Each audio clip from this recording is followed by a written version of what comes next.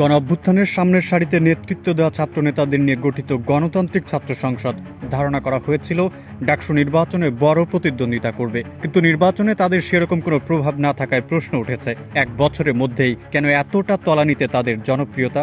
ডাকসু নির্বাচনের ভরাডুবির পর সংস্কার হতে যাচ্ছে জাতীয় নাগরিক পার্টির ভ্রাতৃপ্রতিম সংগঠন গণতান্ত্রিক ছাত্র সংসদ। সংগঠনের নাম পরিবর্তন সহ কিছু সংস্কারের পরামর্শ দিয়েছে এনসিপি।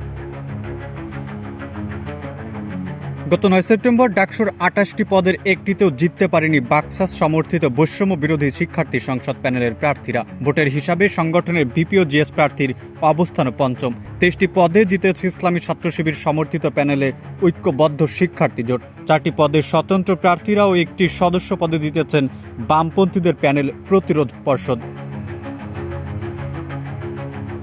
ডাকসুতে ফল বিপর্যয়ের পর বাকশাসের সংস্কারের আলোচনা শুরু হয়। গত শুক্রবার রাতে রাজধানীর বাংলা মোটর এনসিপির কেন্দ্রীয় অস্থায়ী কার্যালয়ে নির্বাহী কাউন্সিলের সভায় অনেক নেতা শোচনীয় পরাজয় নিয়ে হতাশা প্রকাশ করেন। পরাজয়ের পেছনে বিভিন্ন কারণ তুলে ধরেন তারা। সূত্র জানায়, এনসিপি নেতাদের বক্তব্যে ডাকসুতে পরাজয়ের পেছনে সংগঠনের অভ্যন্তরীণ কোন্দল ও বিভাজনের বিষয় উঠে আসে। প্রার্থীদের অনভিজ্ঞতা ও প্রচারের কার্যকর কৌশল নিতে না পারার কথাও উল্লেখ করেন অনেকে।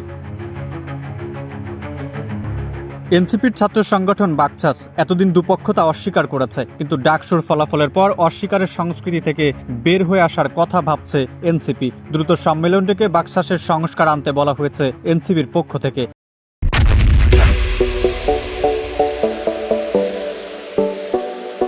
এনসিপির একাধিক নেতা মনে করেন ছাত্র সংগঠনের নাম হিসেবে বাকশাস ভালো হয়নি। প্রয়োজনে আলোচনা করে নাম পরিবর্তন করার পক্ষেও মত দেন দলটির নেতারা।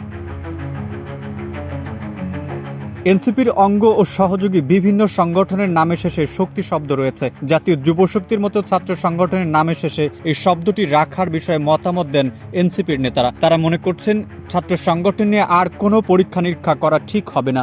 বাকশাসকে সরাসরি এনসিপির ছাত্র সংগঠন হিসেবে আত্মপ্রকাশ করার কথাও আলোচনা করেন নেতারা। এমনকি বিশ্ববিদ্যালয় হল পর্যায়ের কমিটি থাকার কথাও বলেন তারা। যদিও সব বিষয়ে সিদ্ধান্তের ক্ষমতা বাকশাস নেতাদের উপর ছেড়ে দিয়েছেন তারা।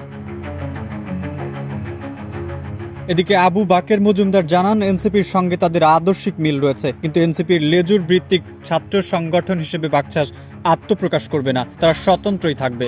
ডাকসুর ব্যর্থতার বিষয়ে তিনি বলেন, ডাকসুতে আমাদের ব্যর্থতার অন্যতম কারণ কতিপয় ব্যক্তি অন্য এজেন্ডা বাস্তবায়নের জন্য বাকশাসে এসেছেন। সংগঠন পুনর্গঠন দরকার, এটি নিজেরাও উপলব্ধি করছি। জানতে চাইলে এনসিপির জ্যেষ্ঠ যুগ্ম আহ্বায়ক আরিফুল ইসলাম আদিব বলেন, ডাকসু ও জাকসু নির্বাচনের ফলাফলের পর এখন কিভাবে ছাত্র সংগঠন পুনর্গঠন বা শক্তিশালী করা যায় তা নিয়ে আলোচনা চলছে। প্রয়োজনে ছাত্র সংগঠনের নাম পরিবর্তন করা হতে পারে।